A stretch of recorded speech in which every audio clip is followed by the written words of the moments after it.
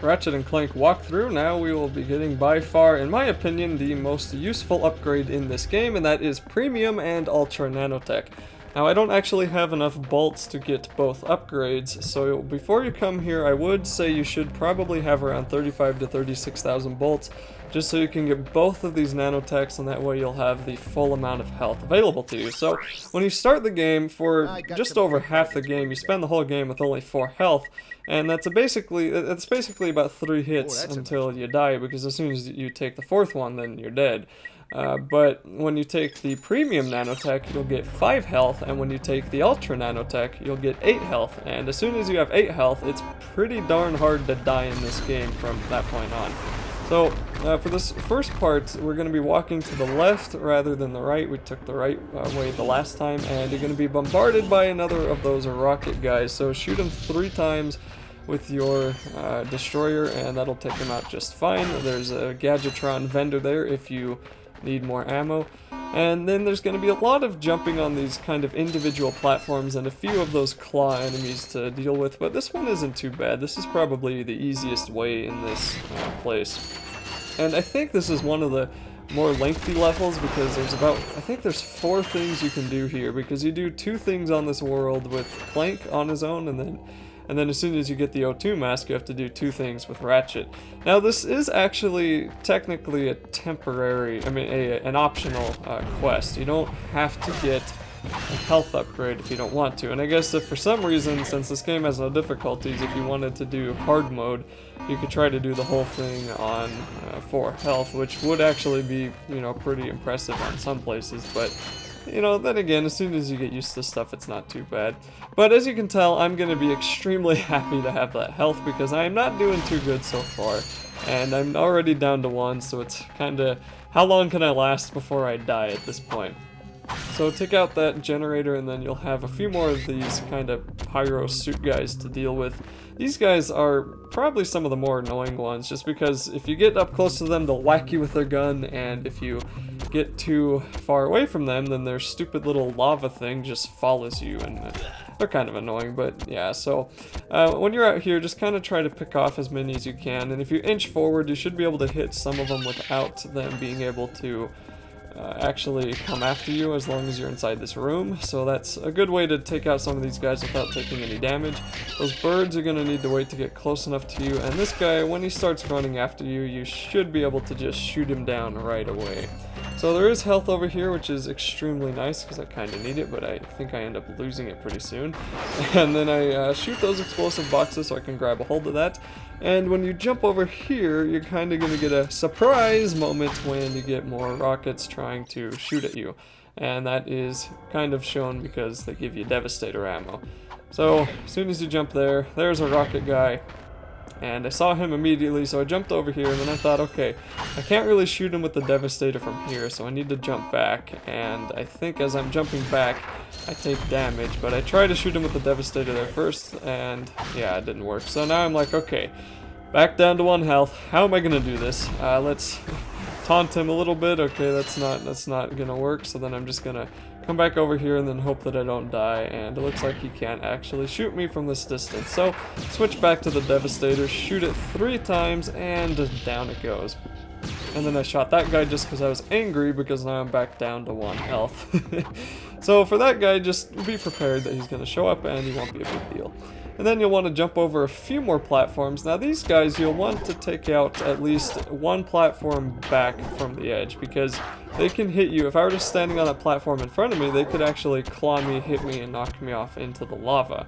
So you'll just want to make sure that you stay a little bit back, shoot what you can, and then there's yet another guy in here.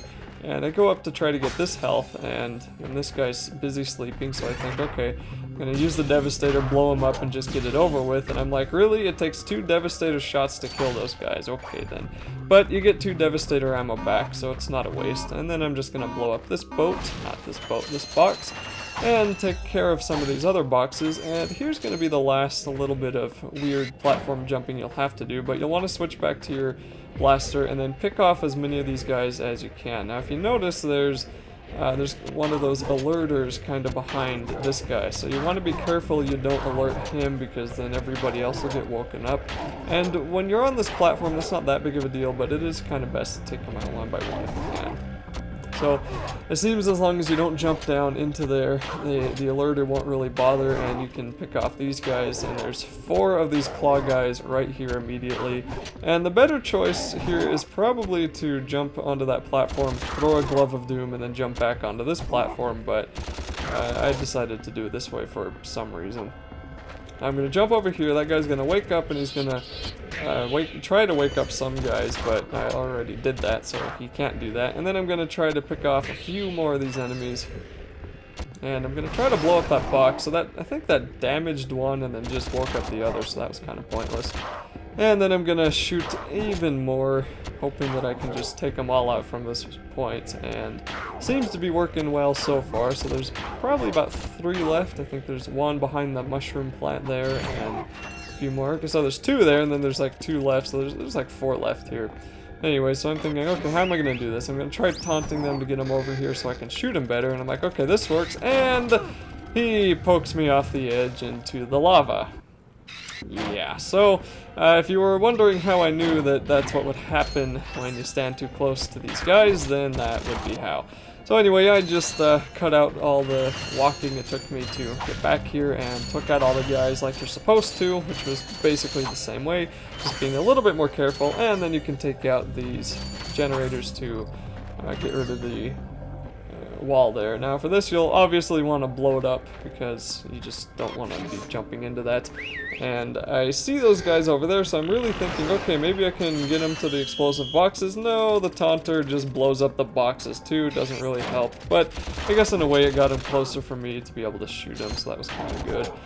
I think those are the only 2 on that immediate section, so that means that's pretty safe as soon as you take them out. And I guess I kind of lied. There's a few more weird singular platforms you'll have to jump on here.